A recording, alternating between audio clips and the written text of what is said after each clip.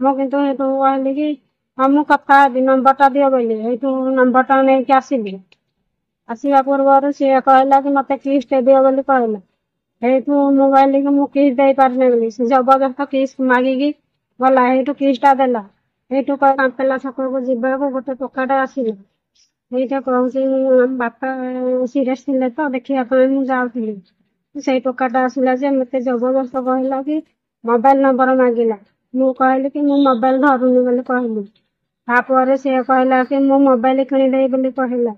ତ ଶଙ୍ଖା ସିନ୍ଦୁର ତୁ କଣ ପାଇଁ ପିନ୍ଧୁନୁ ବୋଲି କହିଲା। ମୁଁ କହିଲି ଯେ ମୁଁ ପିନ୍ଧିବି ନାହିଁ, ମୁଁ ଏମିତି ଏକା ଯିବି ବୋଲି କହିଲି। ସିଏ କହିଲା ମୁଁ ସବୁ ଜିନିଷ କିଣିଦେବି କିନ୍ତୁ ତୁ ମତେ ସବୁଦିନ ପାଇଁ ତୁ ମୋ ସାଙ୍ଗରେ ଫୋନରେ କଥା ହବୁ ବୋଲି ମତେ କହିଲି।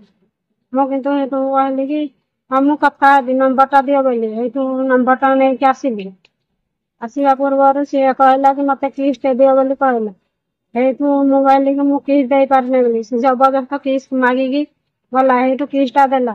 ସେଇଠୁ କହିଲା କି ଆମ ଝିଅକୁ ମୋବାଇଲଟା ଧରିକି ଚାଲେ ମୁଁ ଯାଉଛି ସେଇପଟେ ଦିଅ ବୋଲି କହିଲା। ଲଠିକୁ ଧରିକି ଜବରଦସ୍ତ କରିକି ନେଇକି ଗଲା।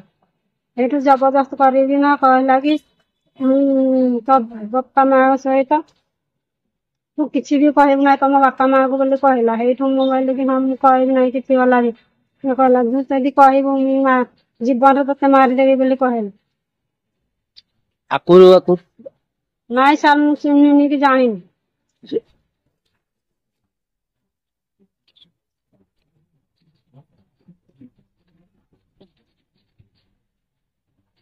ଏମିତି କରିଛି ଏବେ ବି ଚାହୁଁଛି କରିବାକୁ ହଉଛି।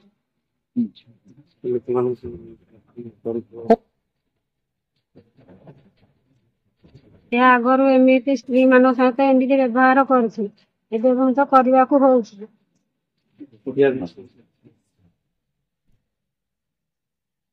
ମତେ ନ୍ୟାୟ ଦରକାର, ଦଣ୍ଡ ଦରକାର।